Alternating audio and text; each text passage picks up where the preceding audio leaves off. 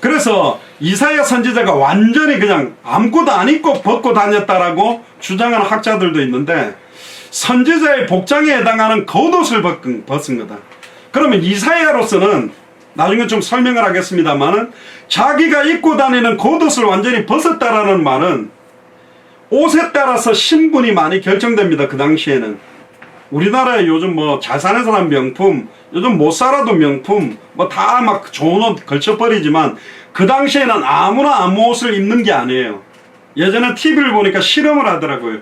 길에서 차비가 없다고 10,000원을 빌리는데, 그냥 남자가 가방 메고 가가지고 저 10,000원이 없는데 혹시 빌려주실 수 있어요? 그러니까 아무도 안 빌려주는 거예요. 그런데요, 육군 사관생도 그 군복 있잖아요. 정복 딱 입고 제가 10,000원이 없어가지고 지금 급하게 좀 빌려줄 수, 100% 다 빌려줬어요. 그 군복이라는 옷을 딱 입는 순간 저 사람에 대한 위치, 계급, 이런 것들을 상징하거든요.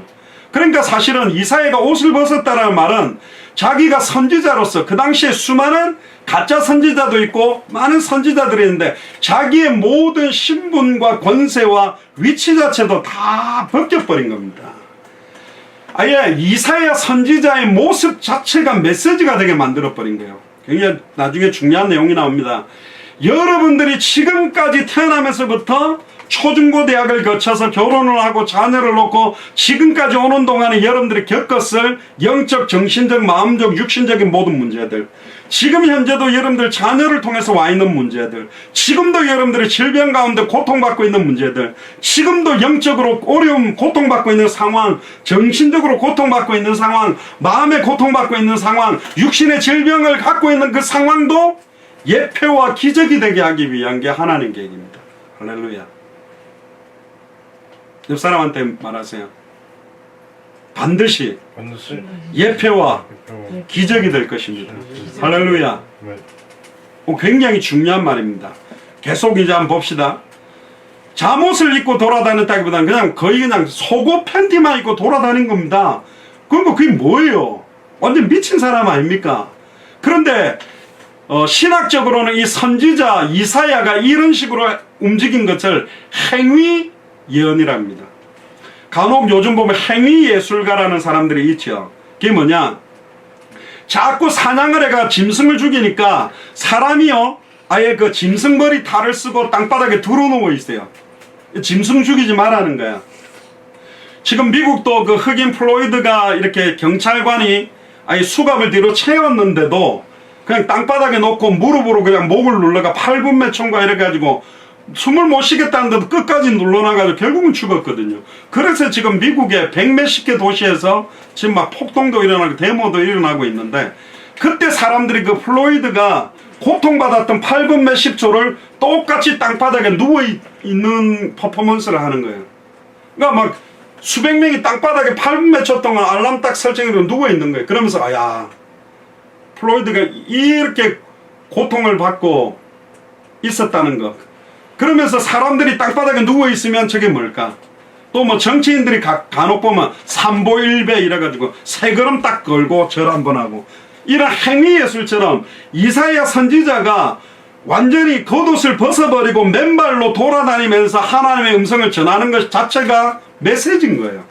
이사야의 모습 자체가 메시지고, 이사야의 삶 자체가 메시지고, 이사야의 입에서 나오는 모든 말이 하나님이 지금 남유다와 하나님의 백성에 주시고자 하는 메시지가 된다. 그러니까 저와 여러분들의 삶이 메시지인 겁니다. 불신자들이 보는 메시지가 될 것입니다. 하나님 없다고 말하는 무신론자들이나 아예 이단 사이비들이 볼 때 우리 자체가 메시지가 되게 만드시는 게 하나님의 계획입니다. 선지자로서는 너무너무 부끄러운 일이지만 하나님의 말씀의 성취를 위해서 3년 동안 벗은 몸 벗은 발로 다닌 사람이 이사야입니다. 하루도 아닙니다. 여러분, 3년이라는 말은 물론 중동 지역은 겨울이나 가을이나 이게 짧죠. 낮에는 굉장히 덥고, 근데 겨울에는 밤에는 굉장히 춥습니다. 심지어 그 밤에 사막기후, 광야기후는 온도가 완전히 떨어지기 때문에 약한 사람들은 이렇게 추위에 이렇게 죽을 수도 있을 정도로 한겨울은 굉장히 추울 수도 있습니다. 저희들이 하와이에서도 한 3년 살았는데 하와이에는 겨울 되면 간혹 눈도 옵니다. 저희들도 눈 살짝 내린 것도 봤습니다. 그 따뜻하다라는데도 겨울 때 되면 굉장히 춥거든요. 성경에 말하는 이 겉옷의 의미가 뭘까? 몇 가지 좀 찾아서 확인을 시킬 겁니다. 유대인들은 성전에 들어갈 때 외투를 딱 입고 예의를 갖췄습니다. 그러니까 하나님의 성전에 들어가기 위해서는 반드시 정식적인 옷을 입어야만 들어올 수 있습니다. 그러니까 결국은 하나님께 예배 드릴 수 있도록 하기 위해서 입었던 것이 외투입니다. 그리고 엘리야가 엘리사에게 예언자적인 소명을 둘 때 자기 외투를 딱 던지면서 입게 했습니다. 그러니까 이 외투 자체는 외투 따라서 저 사람이 선지자냐, 제사장이냐, 왕이냐, 우리나라에도 왕이 입는 옷 색깔 자체가 아예 다르거든요. 붉은 계열의 옷은 왕족들만 입는 걸로 딱 제한시켜 놨다는 거죠. 이처럼 외투를 누군가에 준다라는 것은 어떤 의미가 있냐? 하나님이 그 사람을 소유하신다. 이제부터 네 인생은 네 마음대로 못 산다. 겉옷을 딱 주는 순간, 그래서 우리 장로님들과 목사님들이 안수를 받으면 까만 가운을 입혀주는 순간 뭐냐? 이제부터 당신의 인생은 당신의 인생대로 살 수 없다. 하나님이 당신의 인생을 소유하신다. 하나님이 당신의 인생을 주장하신다라는 굉장한 의미가 있는 겁니다. 예수님의 설교에서도 겉옷에 대한 언급이 있습니다. 마태복음 5장 40절에도 보면 너를 송사하여 속옷을 가지고 달라고 하는 사람들에게 겉옷까지도 줘라.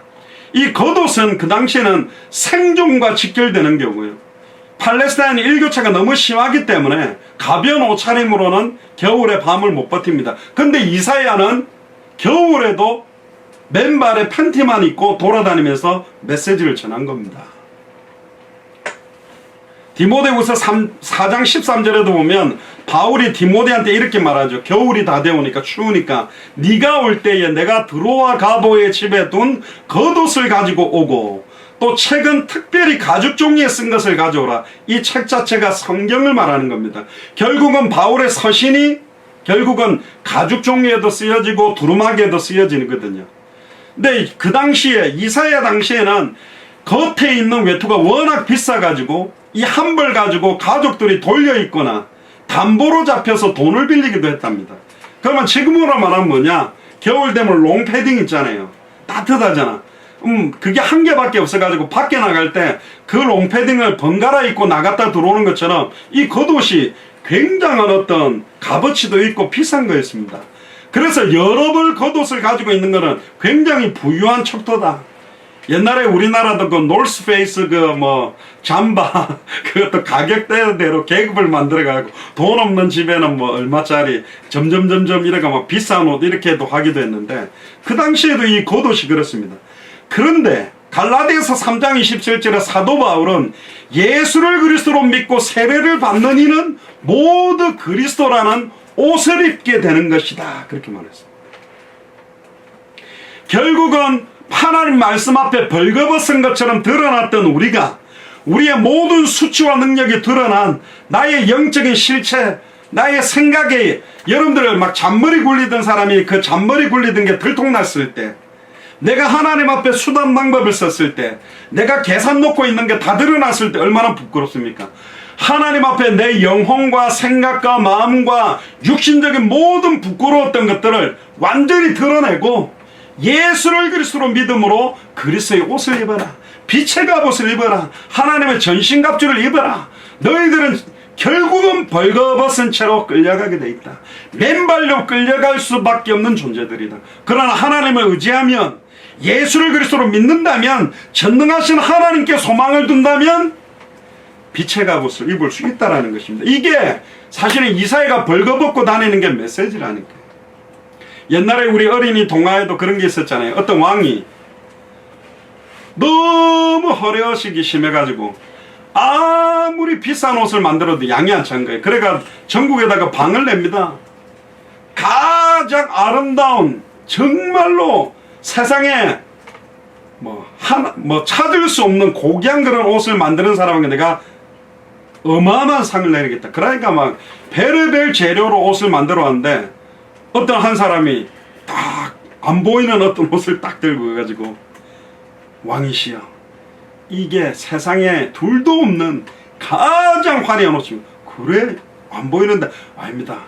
이것은 진짜로 우리로 말하면 영 안이 열린 사람만 볼 수 있는 옷입니다. 옷을 한번 입어보시죠. 그러니까 왕이 안 보이는 옷을 입는 것처럼 탁 입고 탁 입고 그래.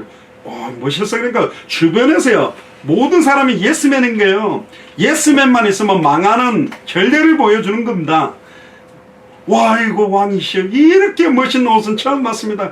그러니까요, 전부 왕의 신하들이요, 팬티만 입고 벌거벗은 임금이 옷 입고 싹 걸어가니까 너무너무 멋있는 옷을 입었다 딱 하는데, 조금만 안고 막, 아이, 임금님이 벌거벗었네! 이러니까 막 사람들이 그제서 와! 다 웃어. 그러니까 임금이 얼굴이 빨개졌다는 동화 알고 있지 않습니까? 벌거벗은 임금님. 메시지인 겁니다. 이사야를 통해서 남유다의 하나님의 백성의 영적인 상태, 정신의 상태, 마음의 상태, 육신의 상태가 어떤 건지를 냉철하게 깨닫도록 메시지를 주고 있는 거라니까요. 특히 초대교회 때부터는 세례식 때 겉에 입었던 세례복이 부활의 영광과 옛 죄인된 모습이 변화되는 걸 상징하는 형태로 세례복을 입는 경우도 있었습니다. 그러나 우리는 정말로 예수를 나의 그리스도로, 나의 참 선지자로, 나의 참 제사장으로, 나의 참왕으로 믿음으로 말미암아 정말로 눈에 보이지 않지만 그리스도의 옷을 입은 겁니다. 결국은 이 옷은 빛의 갑옷이고 하나님의 전신갑주기 때문에 사탄과의 싸움에서 완전히 승리할 수밖에 없는 겁니다. 구원의 투구, 의의 흉배, 진리의 허리띠, 믿음의 방패, 성령의 검, 평안의 복음으로 예비된 신, 무시로 기도하는 것, 다 그리스도입니다. 예수를 그리스도로 믿으면 구원받아요. 그게 우리의 생각에 가득 차고, 예수를 그리스도로 믿는 믿음이 방패가 될 겁니다. 예수가 그리스도라는 하나님의 말씀이 성령의 검이 될 것이고, 평안에 예비된 신, 복음 들고 걷는 자들의 모든 현장마다 예비된 영혼을 준비할 거고, 진리가 누굽니까? 그리스도입니다. 진리의 허리띠. 모두 다 그리스도를 말하는 거라니까요. 또 성경에서 신발은 가치 없는 물건으로 상징되기도 했습니다. 세례 요한이 자기를 소개할 때 나는 예수님의 신발끈을 풀어드릴 자격도 없는 거다.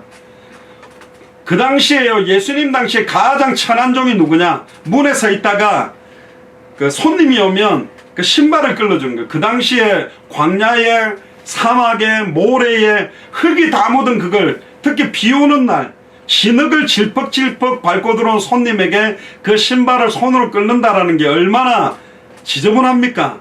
그러니까 세례 요한은 예수님이 오실 때 나는 신발끈을 풀어드릴 자격도 없는다고 말했습니다.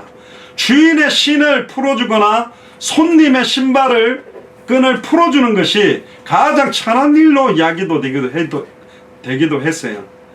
그래서 심지어 구약시대 때는 노예들이 신발 한 켤레 값에 매매되기도 했습니다. 신발 하나하고 노예 한 명하고도 바꾸는.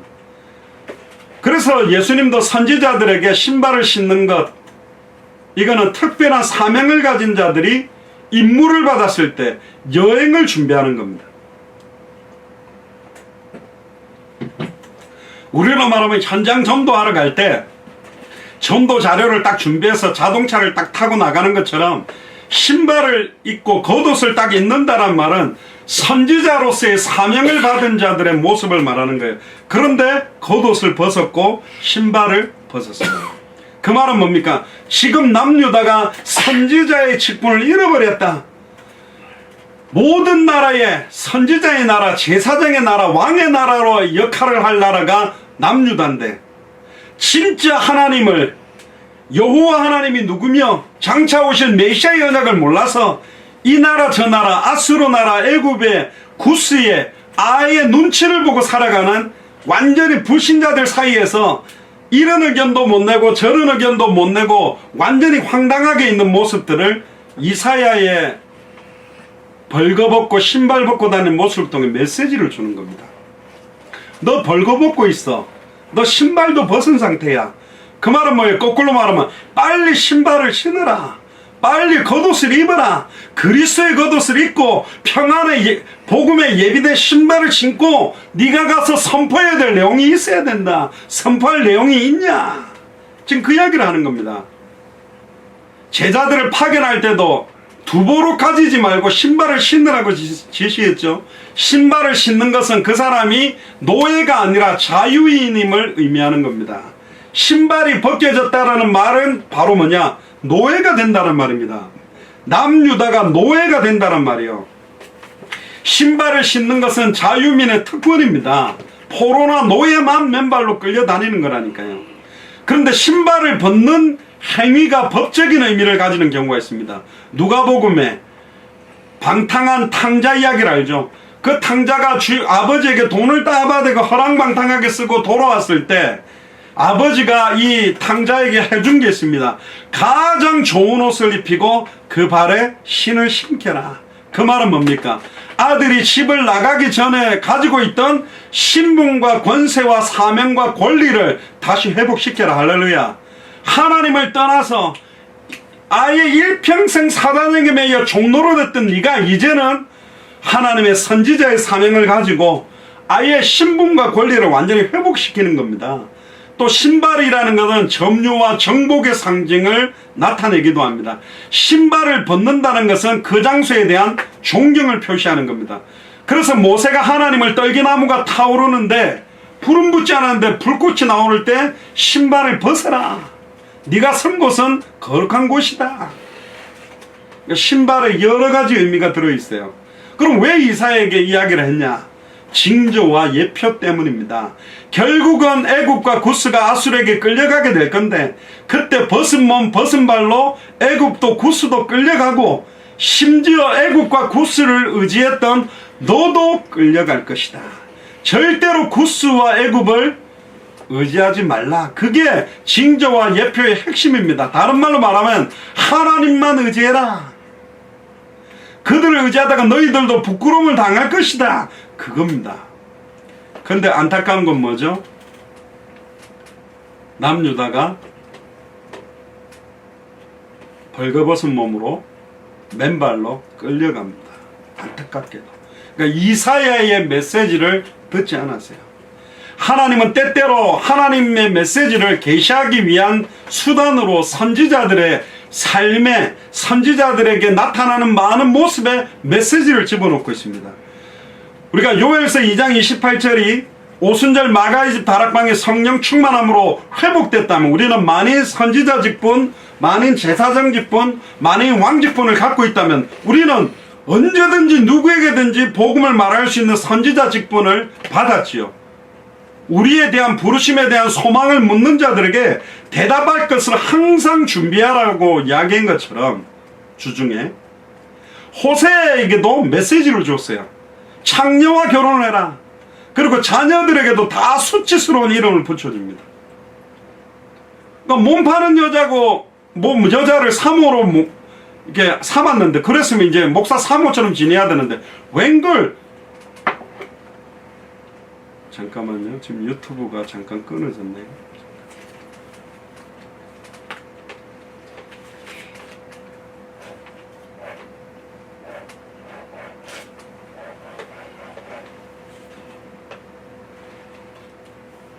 유튜브가 끊어졌죠? 한번 확인해 주실래요?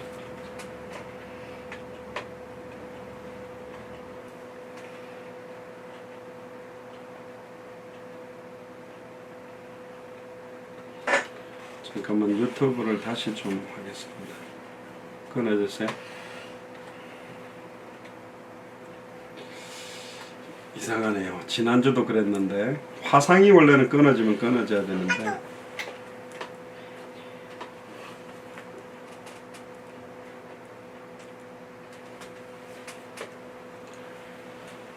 또 실시간 스트리밍이 되고 있다고 또 떠버리네요.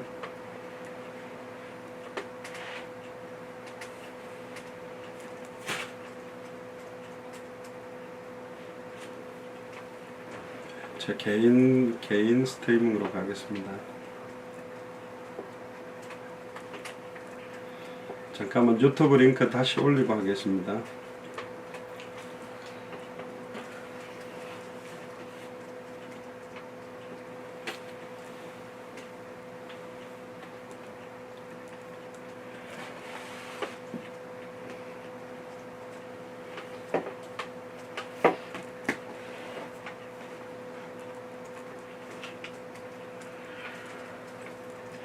혹시 다른 유튜브로 우리 교회로만 들어오시는 분들한테 이 링크를 좀 보내주시길 바랍니다.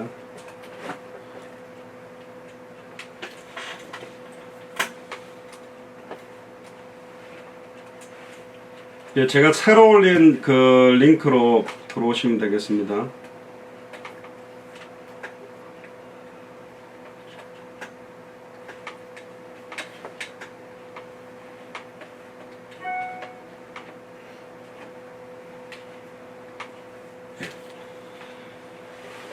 호세아에게 삶의 메시지를 주는데요.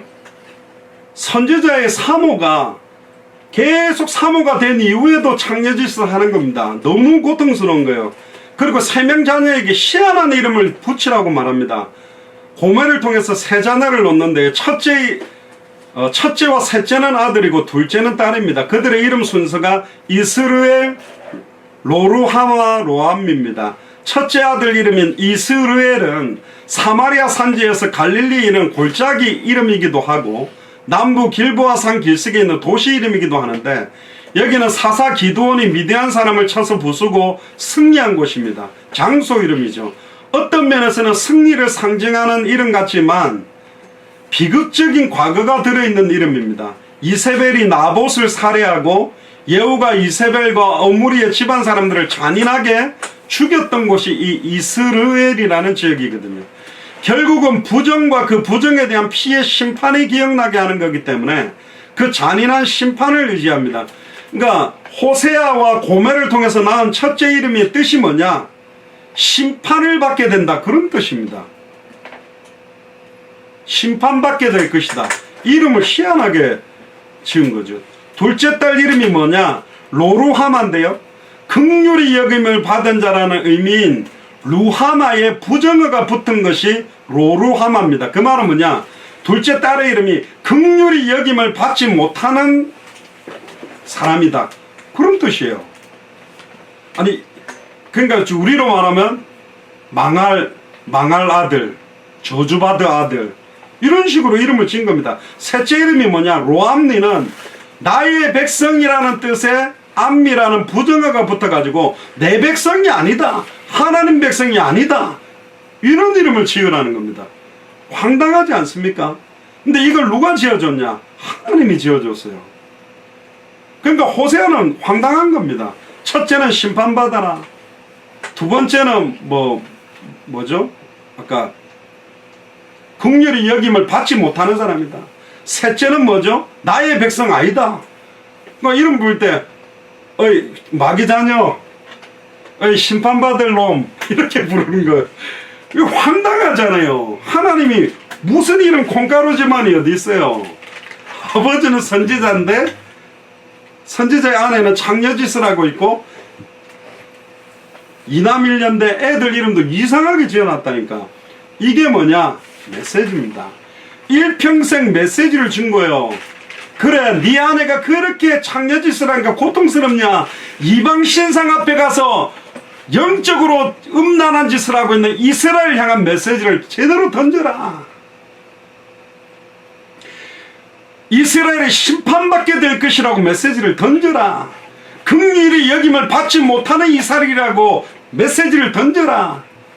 결국은 너희는 내 백성이 아니라는 메시지를 던져라는 겁니다. 그 말은 뭡니까? 거꾸로 돌려보면 심판에서 심판을 피해라라는 메시지가 들어있어요. 하나님의 긍휼을 받으라는 메시지가 들어있어요. 반드시 너희는 내 백성이라는 메시지가 들어있다는 겁니다. 결국은 호세아 자녀의 이름을 통해서 하나님은 축복을 완전히 뒤바꿔놨다니까.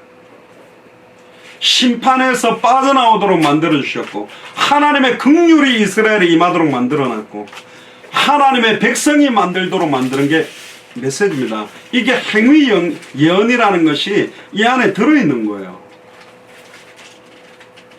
그러니까 하나님의 메시지, 결국은 이스라엘이 욤 이스라엘이 될 거다, 심판의 날에 승리한다라고 바뀌게 되고, 로암니가 암니가 됩니다. 하나님의 긍휼히 여김 받은 자로 바뀌게 되고, 롤루하마가 루하마가 됩니다. 내 백성이 확실하다라는 걸로 축복이 바뀌는 거예요.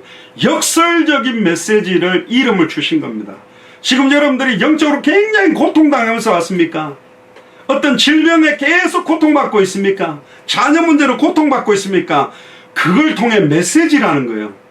여기에서도 예수님은 그리스도입니다. 주는 그리스도시요 살아계신 하나님의 아들이십니다. 내 문제 아닙니다. 이미 이 문제 2000년 전 십자가 부활로 다 끝냈습니다. 그 문제 앞에서, 홍해 앞에서 믿음의 고백을, 용광로 앞에서 믿음의 고백을, 골리앗 앞에서 믿음의 고백을, 요단 앞에서 믿음의 고백을 할 수 있겠냐? 이게 지금 우리에게 주는 메시지라니까요. 예레미야에게도요, 예레미야 27장과 28장에 보면 그의 목에 멍에를 메고 바벨론에게 항복할 것을 백성을 향해 호소하게 만듭니다. 멍에를 메고 있어요, 목에. 에스겔은 하나님의 심판을 기록한 두루마리를 먹었습니다. 포위된 예루살렘 성을 점토로 만들어서 백성들에게 보여줍니다. 부정한 음식을 1년 이상 그 포위된 채로 먹게 되고 지내게 될 거라는 것을 에스겔 4장에도, 그러니까 선지자들이 느끼고 받는 많은 고통들 속에 메시지가 있다는 거예요. 지금 우리 예수사랑교회 마라나타 미션을 철치에 교역자들이든 중직자들이든 성도들이든 메시지를 받아야 됩니다. 여러분들의 삶이 메시지라니까. 이런 나를 사망에서 생명으로 옮겨 놓았습니다. 여기에서도 주는 그리스도시요 살아계신 하나님의 아들이시라는 고백이 선포될 때 여러분들과 같은 상황에 있는 많은 사람들이 돌아올 겁니다. 앞을 못 보는 자들이 돌아올 겁니다. 영적으로 시달리는 사람들이 돌아올 겁니다. 불치병에 걸렸던 자들이 돌아올 것입니다. 자녀 문제로 시달리는 사람들이 돌아올 것입니다. 경제 문제에 고통받는 사람들이 돌아올 것입니다. 메시지라는 거예요. 따라해보세요. 하나님, 내 삶이 메시지입니다. 다시 따라해보세요. 하나님, 내 삶이 간증입니다. 이런 우리에게 예수님이 그리스도가 되셨어요. 얼마나 은혜입니까? 이사야에게 3년 동안 그렇게 옷을 벗고 돌아다니라고 한 것은 남유다 모든 하나님의 백성들에게 주는 메시지인데, 너무너무 안타까운 것은 그 메시지를 받지 않았다는 겁니다. 이사야는요, 그 하나님의 이상한 명령에도 그 즉시 순종했습니다. 애굽과 구스에 대해서 예표와 기적이 될 뿐 아니라 남유다 앞에서도 예표가 되는 거죠. 3년 동안이나 계속적인 원색적인 메시지를 듣게 했는데도 유대인들에게는 해답응답 결론이 못됐어요. 마태복음 27장 24절 31절에도 보면 예수님의 옷을 벗깁니다. 그러면 홍포를 입혀놓고 비아냥거립니다. 네가 유대인의 왕이라며. 가시면류관을 그 머리에 씌우면서 비아냥거립니다. 침 뱉고 그의 머리를 때립니다. 희롱을 다한 후에 그 홍포를 벗겨버립니다. 예수님이 십자가에 달려서 아예 그냥 속옷만 입고 걸려있는 모습에 대한 예표. 그는 근본 하나님의 본체시나 하나님이신 그리스도께서 인간의 몸을 입고 왔어요. 그러니까 사람의 몸을 옷처럼 입은 거죠. 이 부정한, 물론 예수님은 100% 죄가 없습니다만은 인간의 몸을 입고 오셔서 하나님을, 눈에 보이지 않는 하나님이 눈에 보이는 하나님으로 오신 분이 바로 예수님입니다.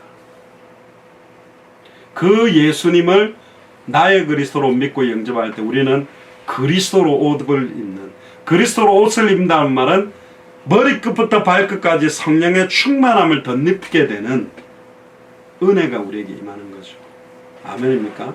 그래서 갈라디아서 3장 20절에 27절에 누구든지 그리스도와 합하여 세례를 받은 자는 그리스도로 옷을 입었다. 우리에게는 이미 간증이 있다니까요. 우리에게는 이미 메시지가 있다니까요.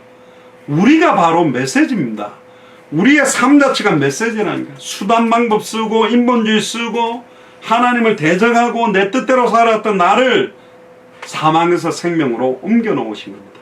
마지막 5절 6절입니다. 그들이 그 바라던 구스와 자랑하던 애굽인을 인하여 놀라고 부끄러워할 것이라. 그날에 이 해변 거민이 말하기를 우리가 믿던 나라 곧 우리가 아수르 왕에게 벗어나기를 바라고 달려가서 도움을 구하던 나라가 이같이 되었은즉 우리가 어찌 능히 피하리요 하리라. 그렇습니다. 하나님의 심판을 피할 수 있는 사람들이 없어요. 당시에 구스는 반아수르 동맹 가운데 가장 강력했지만 사실은 이집트까지 손에 넣고 지배를 했지만 이 여인은 기원전 671년에 아수르의 엘살핫돈이라는 왕이 이집트로 쳐들어와서 구스와 이집트를 철저하게 파괴해버립니다. 결국 이집트의 멤피스가 아수르의 손에 넘어가는 완벽하게 성취돼 버렸습니다. 여러분들은 지금 누구를 의지하고 있습니까? 어디에 소망을 두고 있습니까? 우리는 이제 눈에 보이지 않는 하나님, 우주 만물을 창조하시고 절대주권을 갖고 계시는 그 하나님께 모든 소망을 두어야 됩니다. 다른 길이 없어요. 예수가 그리스도는 이 복음 말고는 참된 소망이 우리에게 없습니다. 이게 은혜 중에 은혜입니다. 그럼 20장을 통해서 우리에게 주시는 첫 번째 교훈이 뭐냐? 하나님께서는 자기 백성이 하나님 대신 예수를 그리스도로 믿는 믿음 대신 사람이나 세상에 있는 모든 것들을 의지하는 걸 기뻐하지 않고 노예화하신다는 메시지가 우리에게 있습니다. 이 시대의 애굽이 누굴까요? 뭘까요? 이 시대의 구스가 뭡니까? 절대로 의지하면 안 됩니다. 이 땅에 있는 모든 것은 우리가 의지할 만한 것이 안 됩니다. 세상 것들을 의지하지 마세요. 그게 어느 날 그것 때문에 반드시 크게 낭망하게 되어 있습니다. 바보 같지만 하나님의 말씀을 붙드시기를 주의 이름으로 축복합니다. 시편 115편 9절에 15절을 보세요. 이스라엘아 여호와를 의지하라. 그는 너희의 도움이시오 너희의 방패시로다. 아론의 집이여 여호와를 의지하라. 그는 너희의 도움이시오 너희 방패시로다. 이 말은 뭐죠? 이스라엘과 아론의 집이 여호와를 의지 안 한다는 거예요. 아론의 집이 뭡니까? 제사장들이 여호와를 의지하지 않는 거예요. 잘못된 제사, 피의 의미도 모르고 피만 뿌리고 있다라는 거죠. 그래서 하나님이 심판한다는 겁니다.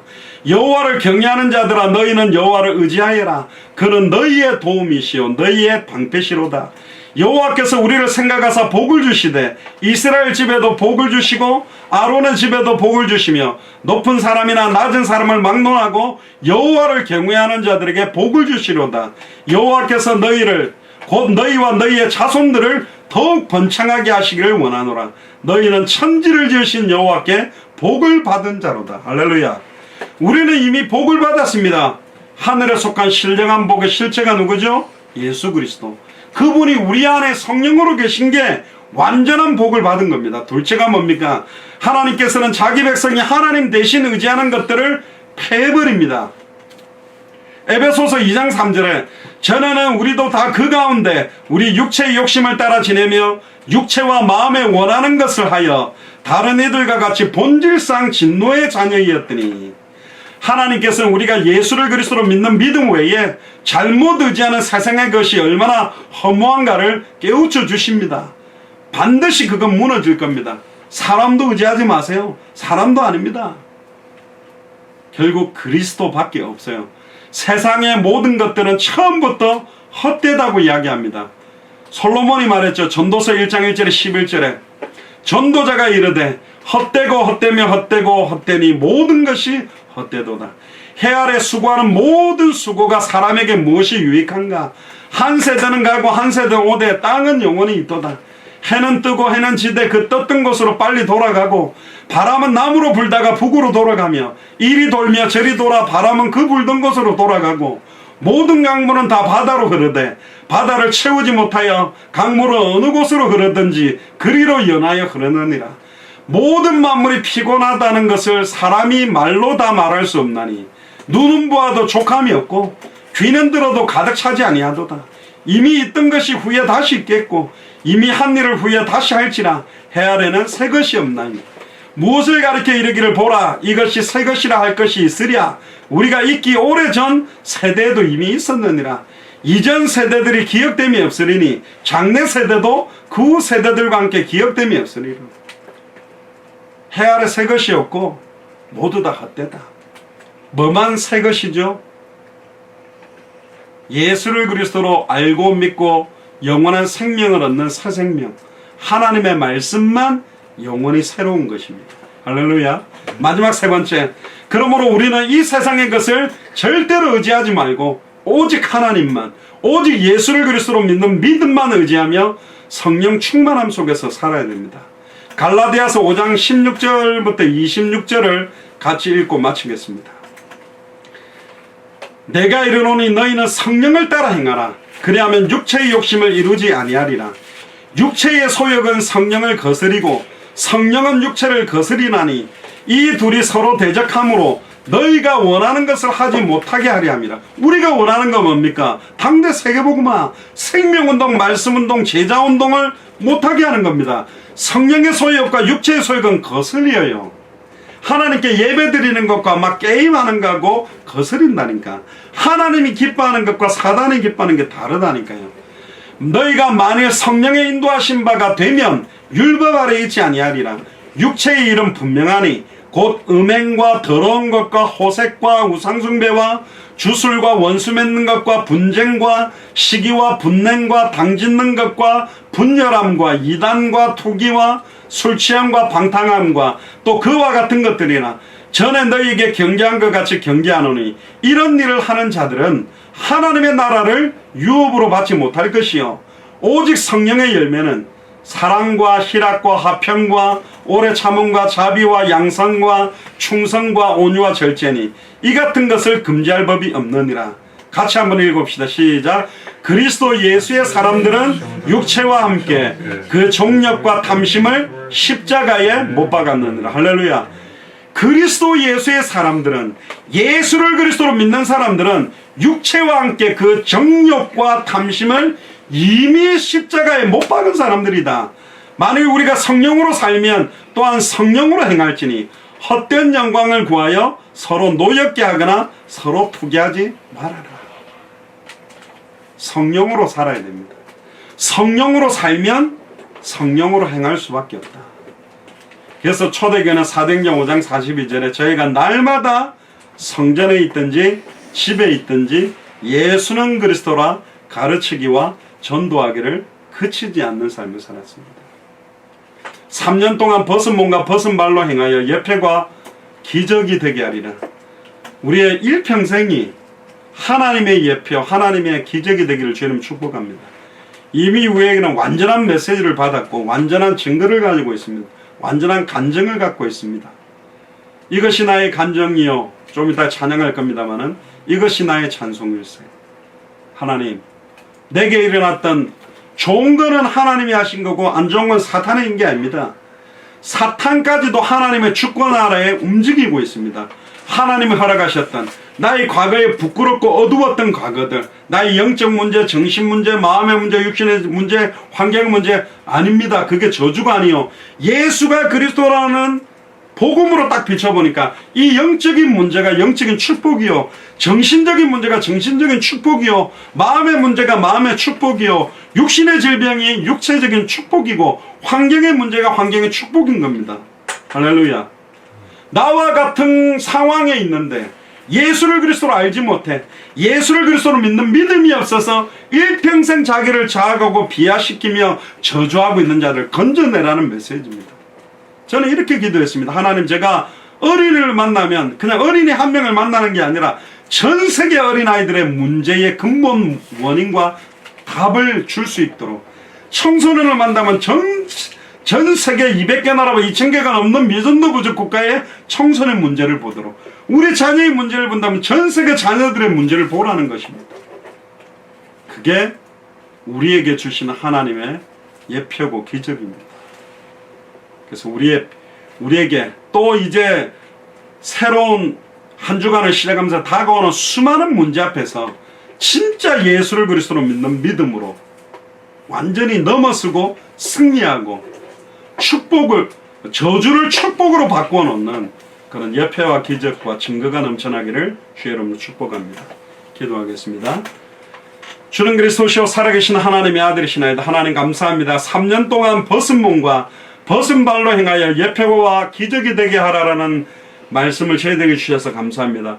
우리의 삶 자체가, 우리의 호흡 자체가, 우리의 영적 문제가 영적인 축복이 되며, 정신 문제가 정신의 축복이 되며, 마음의 문제가 마음의 축복이 되며, 육신의 질병이 육체의 축복이 되며, 환경의 문제가 환경의 축복이 되도록, 감사할 수 없는 상황에 참된 감사를, 기뻐할 수 없는 상황에 참된 기쁨을, 소망을 둘 수 없는 자리에 참된 소망을 가질 수 있는 은혜와 성령 충만함이 넘치도록 인도하여 주옵소서.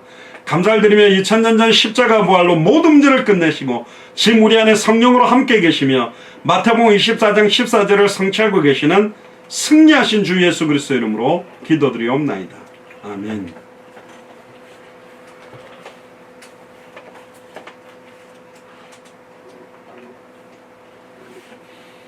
네, 찬송가 288장입니다. 예수를 나의 구주 삼고, 공회 찬송가 204장입니다. 이 찬송 드리면서 준비한 예물과 중심을 하나님께 드리겠습니다. 찬송가 288장 드리겠습니다.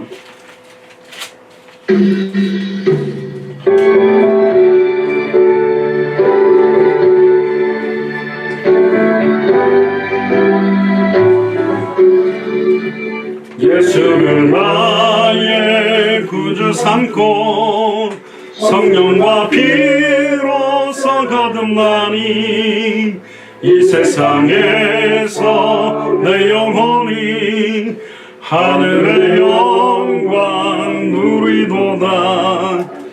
이것이 나의 간증이요 이것이 나의 찬송이세. 나 사는 동안 끊임없이 구주를 찬송하리로다. 온전히 주께 맡긴 내 영 사랑의 음성을 듣는 중에 천사들 왕래하는 것과 하늘의 영광 보리로다. 이것이 나의 간증이요 이것이 나의 찬송이세. 나 사는 동안 끊임없이 구주를 찬송하리로다.